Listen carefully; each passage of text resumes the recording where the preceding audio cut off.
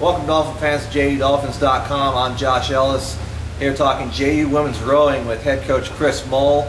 The Dolphins just wrapped up their fall season for 09-10 and will head into the winter break, get ready to kick things back up again in the spring. And coach, let's start things off by, it's your first year with the program here at JU. You've been in other big programs. Talk about how the experience has been so far for you. It's really been a great experience with a lot of the academics, the staff, I guess, academic staff, compliance staff.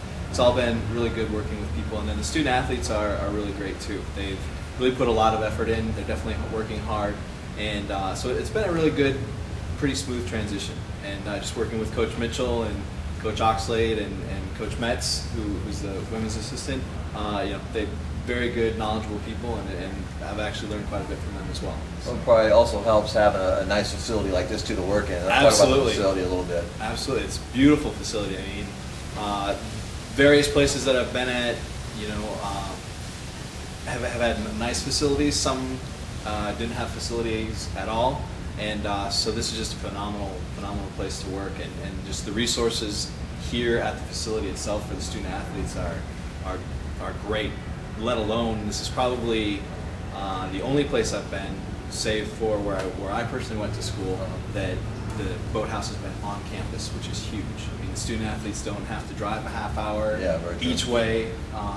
It just helps a lot, and just the facility itself is top notch. I mean, you really can't ask for anything more with what's here. Okay. All right, now that you've gotten into that a little bit, you guys went through your fall season. Talk about your fall season as far as the women's program went. Yeah, it was, the student athletes made a lot of good technical improvement. And, we started out with the First Coast head race, and that went well for us in the fours.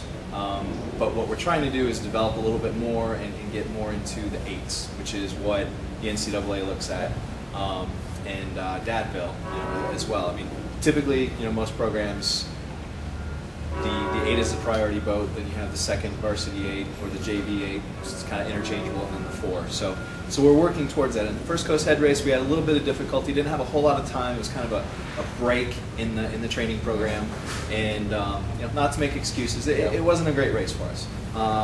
Then the next race that we had was the head of the hooch, and it was a much better race. By looking at where we placed, maybe wasn't what we wanted, but when you look at the margin between us and then the next teams, especially the teams that were competing at the Dadville level, then we're right in the mix, and so that was great. And then, of course, couldn't want for anything more than how we finished at the head of the South, which was great. I just over a minute in the 4, which again, it's not our priority boat, but in the Champ 4, and then even some really strong finish in the Club 4. And then, of course, I believe it was a little over 20 seconds in the Champ 8, which is really good. And the rowers themselves, you can look at places and things like that, but the rowers themselves felt like before they even knew what place was, what the place was, they felt like it was the most solid race that they had in the fall season. So so that says a lot before they even know what place it is, because sometimes you can get into that where how the race went for them gets swayed by how they actually place. Very true.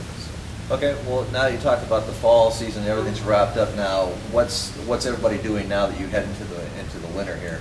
Well, right now, last week was the just before Thanksgiving. We had a couple days that was still kind of our 8-hour week, where we were coaching staff was still allowed to have some contact. But at this point, it's the week before finals and then finals week. So it's completely hands off from my standpoint. What we have done is given them some suggested workouts to hopefully maintain where they're at now. Pretty much on the novice squad as well as the varsity squad, nearly everybody, we just did a 6,000 meter erg test. Pretty much everybody had a PR. And so the goal now is to maintain that level, because going into the fall, a lot of the teams that we do compete against, or going into the spring rather, they're not NCAA schools, so they don't have a lot of the same regulations. So trying to at least do something on their own to maintain what they're doing is key for us right now. Oh, absolutely. And with the success that you guys had towards the end, it'll probably be good that the athletes will probably want to continue that going into the spring as well. So coming into the spring, with the women's program, what are you guys looking at as a goal? I mean, as you get into the spring season, what would be good for you guys coming out of it? You know, I think being a strong contender for Dadville is ultimately what we want to do. I mean, of course, we want to have a strong showing at FIRA. Yeah. I think last year Nova pretty much took that. I think we had some strong showings, but I think Nova pretty much dominated as far as taking the medal, the first place. Yeah. So I think we really want to look to improve that. You know, we did have some injuries and things like that, so hopefully we'll get some people back, and we have someone who came back from overseas. So you know, should be able to fill out or nearly fill out 2 full 8s this semester, which would be great for us competition-wise, intra-squad.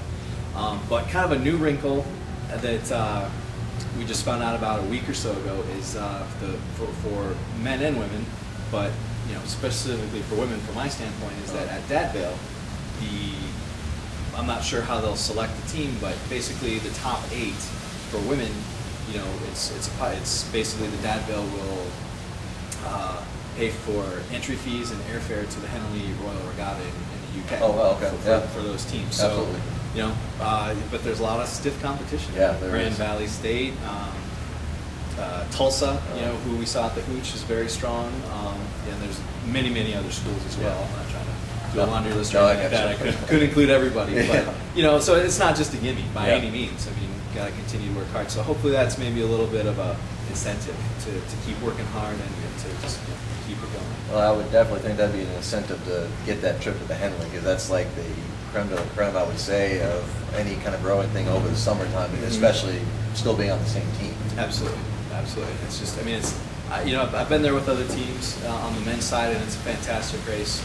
So, I mean, it's just more of a fantastic experience, I think, just to be able to do that. Well, Coach, I appreciate you sitting down with me for a little bit, and good luck going into the winter, and hopefully we get things going back in the spring, and I will definitely run into you when we get to about that time of year. Sounds great. Been a pleasure talking to you. All right, guys, thanks for stopping by. Hopefully you got everything you need to hear about JU Women's Rowing. As I said, they're going into their winter break. They'll come back from their from home break and training on their own to get ready for the spring come around January.